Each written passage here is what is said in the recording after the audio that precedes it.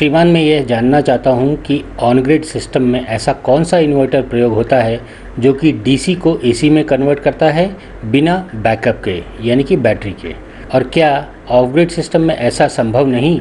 कृपया कर विस्तार से जानकारी प्रदान करें और संभव हो सके तो इससे संबंधित सेपरेट वीडियो बनाएं जिससे सभी का लाभ पहुंचे। जी हाँ दोस्तों, ऐसे ही डिमांड्स पे हम आपके लिए इस चैनल के ऊपर वीडियोस लाते हैं और ये डिमांड करना बहुत ही आसान है। आप इस वीडियो के कमेंट सेक्शन में अपना डिमांड रख सकते हैं और साथ ही में मैं पोलिंग भी कराता हूँ जिसमें आप टॉपिक का सिलेक्शन भी कर सकते हैं। फिलहाल ये क्वेश्चन के साथ और भी क्वेश्चंस हैं, जैसे कि ये ऑन टू ग्रिड इन्वर्टर्स या ऑफ ग्रिड इन्वर्टर्स में फ़र्क क्या होता है, और साथ ही में क्या हम अपने एग्जिस्टिंग इन्वर्टर यानी कि ऑफ ग्रिड इन्वर्टर्स को ऑन ग्रिड में अपग्रेड कर सकते हैं।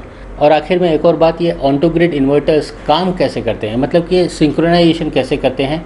तो दोस्तों, इन्हीं सब पॉइंट्स को मैंने इस वीडियो में ठीक से समझाने की कोशिश की है। तो आपसे रिक्वेस्ट है कि आप ये वीडियो अंत तक देखें, समझें और एक सही डिसीजन लें।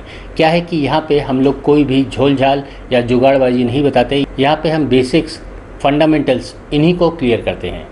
और साथ ही में अगर आप चाहें तो आप इस चैनल को सब्सक्राइब भी कर लीजिए और साथ ही में ये बेल आइकन भी दबा दीजिएगा जिससे कि हमारे आने वाले वीडियोस का नोटिफिकेशन आपके पास पहुंच सके। मैं अजीत बहादुर आप सबका सोलर में पैशन पे तहे दिल से स्वागत करता हूं और आशा करता हूं कि आप लोग स्वस्थ होंगे। आगे बढ़ने से पहले मैं दो चीज़ें और बता देना चाहूँगा कि पहली बात है कि आप प्लीज़ अपने कॉन्टैक्ट डिटेल्स वीडियो के कमेंट सेक्शन में ना छोड़ें, और साथ ही में जिन लोगों को मुझसे कुछ सीखना है तो उन लोगों को बता दूँ कि भाई इस चैनल के ऊपर already 100+ informative videos already available है। आप उनको देख के अपने नॉलेज को इन्हांस कर सकते हैं। और अगर ना समझ आए तो आप हमारे फ्री सेशंस जो कि हम हर थर्सडे को शाम को 6 बजे इसी चैनल पे करते हैं, आप उसमें भी जुड़ के अपने क्वेश्चंस का आंसर पा सकते हैं। और वहीं अगर किसी को मेरे से पर्सनल गाइडेंस चाहिए तो उनके लिए पेड सेशंस की भी व्यवस्था कर दी है। आप ये जो स्क्रीन पे नंबर देख रहे हैं, आप इस पर व्हाट्सएप करके अपना अपॉइंटमेंट फिक्स कर सकते हैं। घबराइए मत, यहाँ पे कोई भयंकर चार्जेस नहीं रखा है। आप जैसे ही व्हाट्सएप करेंगे मैं आपको पूरे डिटेल्स शेयर कर दूंगा। तो चलिए अपने टॉपिक के साथ आगे बढ़ते हैं और ये ग्रिड कनेक्ट इन्वर्टर्स, इसके बारे में और भी जानकारी ले लेते हैं। आगे बढ़ने से पहले मैं कुछ फंडामेंटल्स क्लियर कर देना चाहूँगा जिससे कि आपको समझने में आसानी हो। क्या है कि हमें जो बिजली की ज़रूरत है वो शाम के वक्त या रात के वक्त या अर्ली मॉर्निंग सबसे ज़्यादा ज़रूरत होती है, और उसके बाद दिन के वक्त उतनी ज़रूरत नहीं होती है as compare to evening hours. और ये जो सनशाइन आवर्स हैं जो प्रॉपर कैलकुलेशन में लिया जाता है वो 5 से 6 घंटे ही लिया जाता है।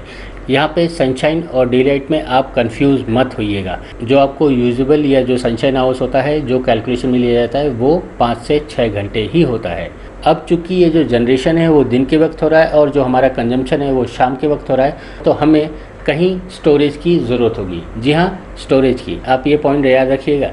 तो मोटा मोटी मेरा कहने का मतलब है कि भाई यहाँ पे स्टेबिलिटी का इशू हो जाता है, और इसी कारण से आपसे हमेशा बोला जाता है कि भाई आप डायरेक्टली मॉड्यूल्स पे कोई भी लोड ना चलाएं, और ना ही आप चला सकते हैं। अगर आप चलाएंगे तो डेफिनेटली उसमें कुछ ना कुछ नुकसान तो होना ही होना है। अब एक और बात आती है कि भाई जो अपने घरों में जो जितने भी अप्लायंसेस होते हैं, भले ही हो टीवी हो, फ्रिज हो, वॉशिंग मशीन हो, जो भी हो, वो एसी पे चलते हैं।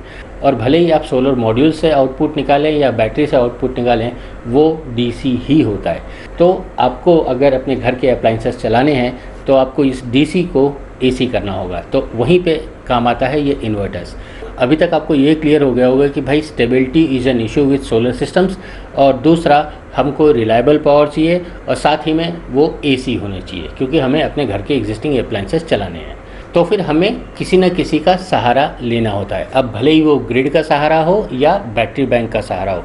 और ऐसा नहीं कि ये इन्वर्टर्स कोई नए कॉन्सेप्ट हैं या सोलर कोई नया कॉन्सेप्ट है, बट ये जो ग्रिड कनेक्ट इन्वर्टर्स हैं ये कुछ नया है। और बेसिकली अगर सोलर की बात की जाए डोमेस्टिक सेक्टर में तो इसे 2 कैटेगरीज में बांटा जाता है। एक होता है ऑन टू ग्रिड, एक होता है ऑफ ग्रिड।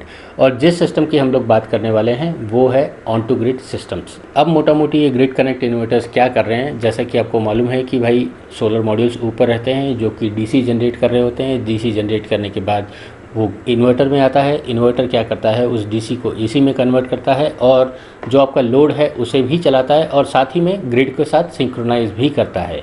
ये सिंक्रोनाइज़ का मैं आगे भी समझाऊंगा, लेकिन अभी आप समझ लीजिए कि ये ग्रिड के साथ सिंक्रोनाइज भी करता है, यानी कि उससे लेता भी है और देता भी है। अब ये लेने देने का जो काम होता है उसका हिसाब नेट मीटरिंग में होता है। अब ये नेट मीटरिंग ऑल टुगेदर एक डिफरेंट सब्जेक्ट है, उसको मैं इसमें नहीं लूँगा। अगर आप डिमांड करेंगे तो उसके ऊपर भी एक डेडिकेटेड वीडियो बना दूंगा। अब चलिए आगे बढ़ते हैं। अब ये ग्रिड कनेक्टेड इन्वर्टर समझ गए, लेना देना दोनों हो गया। और उसी तरह ऑफ ग्रिड इन्वर्टर्स भी होते हैं जो हमारे घरों में ऑलरेडी अवेलेबल है।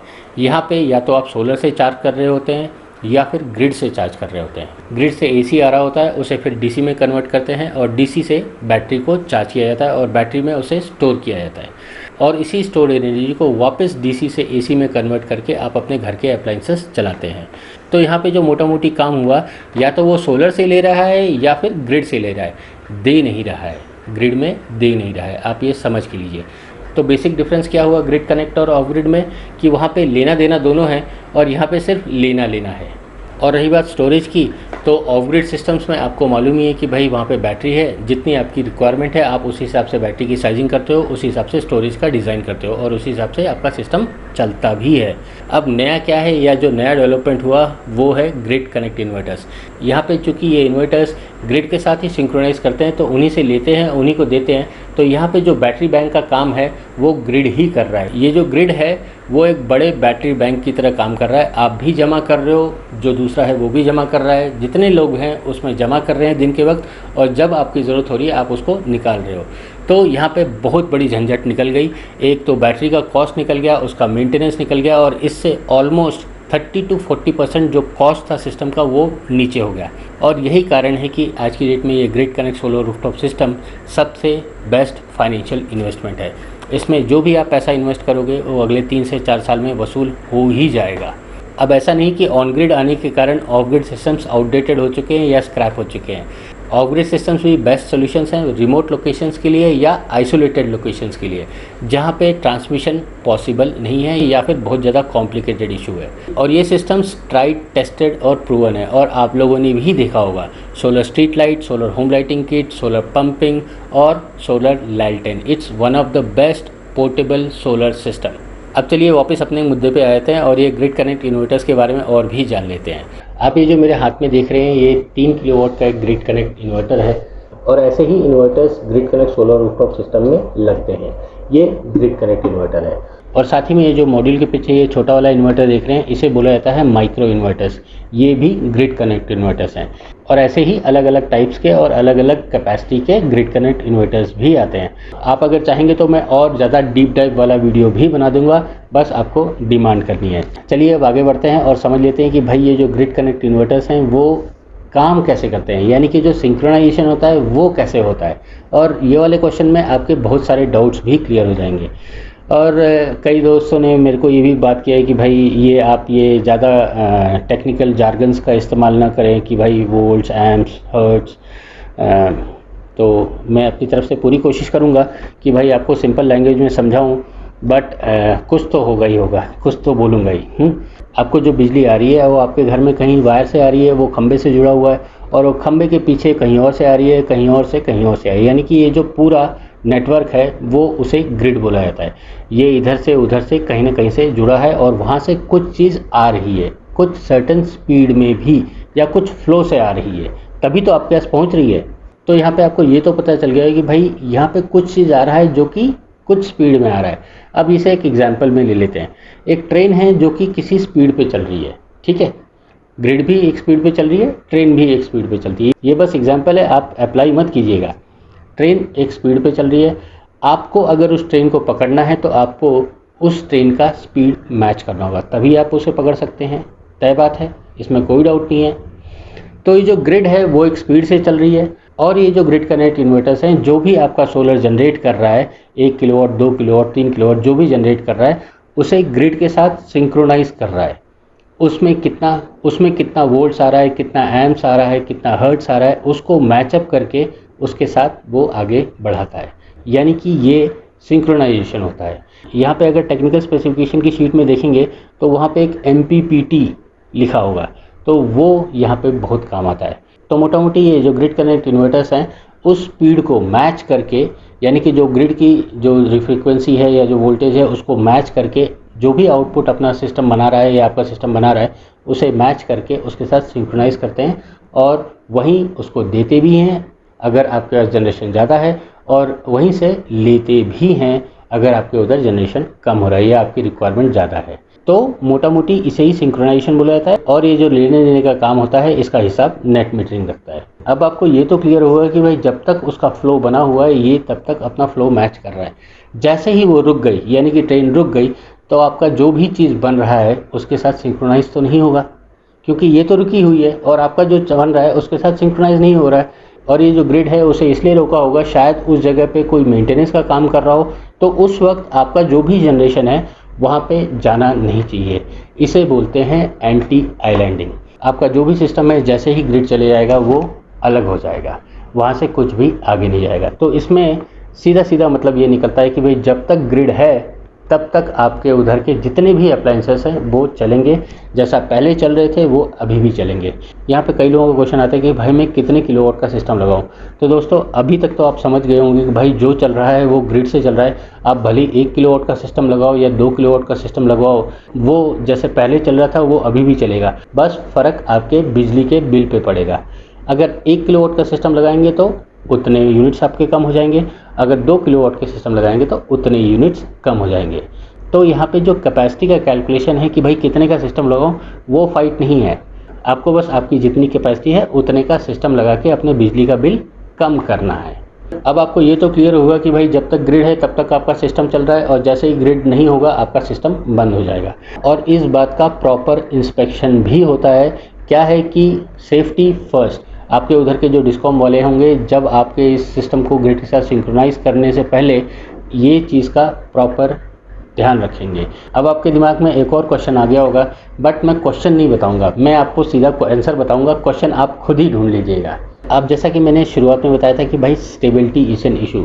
आप सब कुछ राम भरोसे या भगवान भरोसे नहीं कर सकते हैं। कुछ बेसिक फंडामेंटल्स हैं, कुछ बेसिक प्रिंसिपल्स हैं, कुछ रूलिंग्स हैं, कुछ गाइडलाइंस हैं जिसे आपको फॉलो करना ही होगा। तो ये जो स्टेबिलिटी का इशू है ग्रिड कनेक्ट इन्वर्टर्स में, चूँकि ग्रिड ही उसे स्टेबल कर रहा है तो स्टेबिलिटी का इशू वहाँ पे क्लियर हो गया। आपको रिलायबल स्टेबल पावर मिल रही है, आप अपना सामान चला रहे हो। और वहीं अगर अपने हम इन्वर्टर्स की बात कर लें या ऑफ ग्रिड सिस्टम की बात कर लें, वहाँ पे ये जो स्टेबिलिटी है वो बैटरी टेक केयर कर रही है। वहाँ पे जो भी जा रहा है वो बैटरी में जा रहा है और बैटरी से एक प्रॉपर रेगुलर और कांस्टेंट सप्लाई आपको मिल रही है जिससे आप अपना अप्लायंसेस चला पा रहे हो। तो स्टेबिलिटी दोनों में ज़रूरी है। बिना स्टेबिलिटी के आप खुद ही समझ सकते हो कि क्या एंड रिजल्ट होगा। अगर ज़्यादा फ्लक्चुएशन होगा तो आपके अप्लायंसेस का क्या हाल होगा। और यहाँ पे एक चीज़ मैं और क्लियर कर देना चाहूँगा कि कई यूट्यूबर्स ने बताया कि भाई हम वेल्डिंग मशीन भी चला सकते हैं, हम पानी भी गर्म कर सकते हैं। तो दोस्तों वहाँ पर मैं एक चीज़ आपको बता दूँ कि भाई R&D करना नो डाउट बहुत अच्छी बात है, लेकिन हर चीज़ राम भरोसे भगवान भरोसे तो नहीं रख सकते। आपको बिजनेस करना है, आपको रिलायबल पावर चाहिए, तो आपको कुछ बेसिक फंडामेंटल्स प्रिंसिपल्स गाइडलाइंस को फॉलो करना ही होगा। अब इतना आंसर बताने के बाद मुझे एक जुमला याद आता है कि भाई समझदार को इशारा ही काफ़ी है। क्वेश्चन आप खुद ही इसका फ्रेम आउट कीजिएगा और मुझे कमेंट में भी शेयर कर दीजिएगा, मुझे भी तो पता लगे कि भाई किसको क्या समझ आया। अब आइए एक और सबसे ज़्यादा पूछे जाने वाला क्वेश्चन वो भी ले लेते हैं कि क्या हम अपने एग्जिस्टिंग इन्वर्टर्स को ग्रिड कनेक्ट इन्वर्टर्स में अपग्रेड कर सकते हैं। तो दोस्तों इसका आंसर है स्ट्रेट अवे नो, आप ऐसा नहीं कर सकते। इसका एप्लीकेशन अलग है, इसका स्पेसिफिकेशन अलग है, इसकी गाइडलाइंस अलग है और इसका सर्टिफिकेशन भी अलग है, यानी कि ऑफ ग्रिड की। और वैसे ही ग्रिड कनेक्ट इन्वर्टर्स का इसका एप्लीकेशन भी अलग है और इसका सर्टिफिकेशन भी अलग है। तो इसका उधर उसका इधर ऐसा लस्सी मत कीजिएगा, भसड़ भी मत कीजिएगा। दोनों का काम अलग है, दोनों का एप्लीकेशन भी अलग है। अब मुझे यकीन है कि आपके मन में एक और क्वेश्चन आ गया होगा कि भाई क्या ऐसा कोई हाइब्रिड सिस्टम है। तो दोस्तों ये हाइब्रिड को मैं यहाँ पे नहीं घुसाऊंगा। क्या है कि ऑलरेडी ये वीडियो बहुत लंबी हो चुकी है और ये जो हाइब्रिड का जो सिस्टम है ये भी एक इंटरेस्टिंग टॉपिक है, तो झटपट में समझाने में कुछ मज़ा नहीं आता है। तसल्ली से पूरा समझाऊँ तभी मेरे को भी मज़ा आता है। और हाँ, यहाँ पे एक बात और भी क्लियर कर देना चाहूँगा कि अगर आप में से कोई मैन्युफैक्चरर है या अगर कोई डेवलपर है जिसने ऐसा कुछ नया डेवलपमेंट किया है जिससे कि सोलर इंडस्ट्री का कुछ भला हो सकता है, तो वो इन्फॉर्मेशन या प्रोडक्ट हमारे पास भेज सकते हैं। हम उसको अपने प्लेटफॉर्म के ऊपर ज़रूर शोकेस करेंगे जिससे कि देखने वालों का और भी भला हो। तो ये ग्रिड कनेक्ट इन्वर्टर्स क्या होते हैं, सिंक्रोनाइजेशन क्या होता है, ऑफ ग्रिड में क्या मतलब है और ग्रिड चले गए तो क्या हो सकता है, ये सब आप समझ गए होंगे। ये वीडियो ख़त्म करने से पहले वापस आपसे रिक्वेस्ट करता हूँ कि आप इस वीडियो के कमेंट सेक्शन में अपना कॉन्टैक्ट इन्फॉर्मेशन प्लीज़ मत शेयर कीजिएगा। और दूसरा, जिन्हें मेरे साथ इंटरेक्ट करना है तो उनके लिए फ्री कंसल्टेशन शाम को 6 बजे थर्सडे इसी चैनल पे होता है, और जिनको पेड करना है वो इस व्हाट्सएप नंबर पे अपना डिटेल्स भेज सकते हैं। ये वीडियो ख़त्म करने से पहले मैं आपसे एक ही रिक्वेस्ट करना चाहूँगा कि अगर आपको ये वीडियो अच्छी लगी है तो इसे लाइक, शेयर और इस चैनल को सब्सक्राइब भी कर लीजिएगा, क्योंकि हम इस चैनल के ऊपर सिर्फ और सिर्फ सोलर से ही रिलेटेड इन्फॉर्मेशन लाते हैं। ये वीडियो पूरा देखने के लिए मैं अजीत बहादुर आप सबका धन्यवाद देता हूँ। मिलते हैं नेक्स्ट वीडियो में नए टॉपिक के साथ। तब तक आप एंजॉय कीजिए the supreme source of energy, solar energy. जय हिंद।